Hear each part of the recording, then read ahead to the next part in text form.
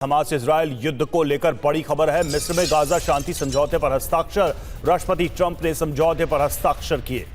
Egypt, Qatar, तुर्की के नेताओं के भी हस्ताक्षर। 20 देशों के प्रतिनिधि समिट में मौजूद रहे।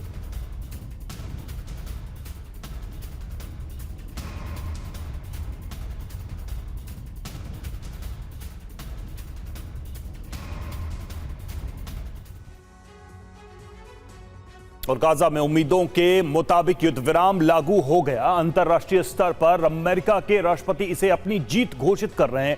आज वही शर्म अल शेख में गाजा शांति समझौते सम्मेलन में भी शामिल हुए, लेकिन उससे पहले इजरायली संसद में मैराथन भाषण दिया। ट्रंप ने कहा कि वो अब गाजा पट्टी की नई तस्वीर होगी। यहां शांति स्थापित हो चुकी है। इजरायल ने आतंक पर जीत हासिल की है, लेकिन सवाल यही है कि गाजा में शांति कितने दिन चलेगी, क्योंकि कई मुद्दों पर मतभेद है और ये गहराए तो संधि पर बारूदी ग्रहण लग सकता है। UEN Jaipur is a perfect target for prospective students aspiring for good jobs, good education with future-ready skills. 2 साल लंबा युद्ध रुकवाने के लिए इजरायल की संसद में अमेरिकी राष्ट्रपति का भव्य स्वागत हुआ।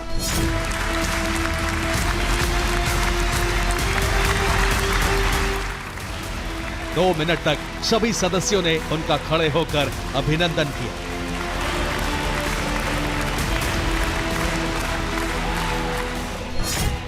लेकिन भाषण के बीच उन्हें विरोध भी झेलना पड़ा।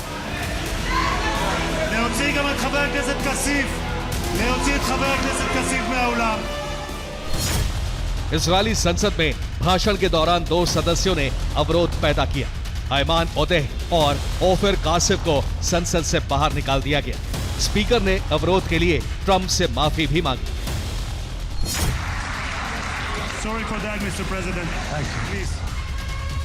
ट्रंप ने इजरायली संसद से कहा कि इजरायल ने अब जंग जीत ली है और शांति स्थापना का सही समय है।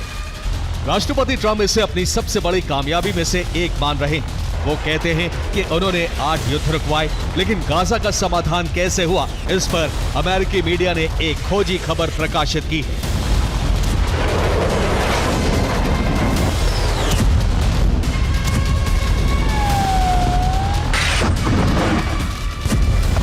गाजा में 2 साल के अंदर कई बार समझौतों की कोशिश हुई, लेकिन सारे प्रयास नाकाम रहे। लेकिन ट्रंप ने बाजी मारी तो इसके पीछे एक कहानी है।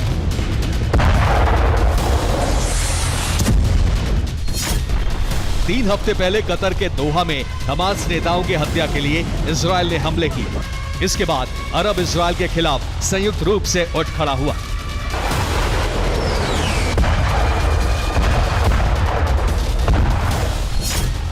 ट्रंप के दूत स्टीव विटकॉफ और जेरेड कुशनर ने इसे शांति स्थापना के मौके के तौर पर देखा। अरब के 8 देशों ने ट्रंप के दूत स्टीव विटकॉफ से चर्चा की। युद्ध विस्तार रोकने के लिए अरब देशों ने गंभीरता दिखाई।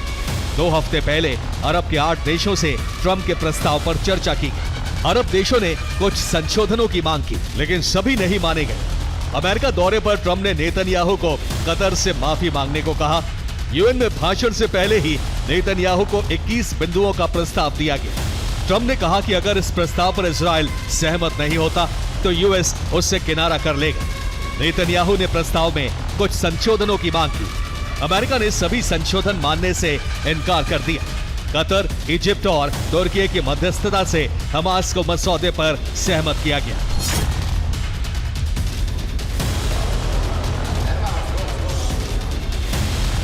इस तरह 2 साल बाद जाकर गाजा शांति का प्रस्ताव फाइनल हुआ और बंधकों की रिहाई शुरू हुई। अब ट्रंप कह रहे हैं कि चिंता की कोई बात नहीं। फिलहाल गाजा में शांति है, इजरायली खुश हैं और अरब में शांति स्थापना की उम्मीद बढ़ी है। लेकिन आशंका यह है कि अगर कुछ फिलिस्तीनी नेताओं की रिहाई के मुद्दे पर इजरायल और हमास के बीच बात बिगड़ी तो जंग फिर छिड़ सकती है।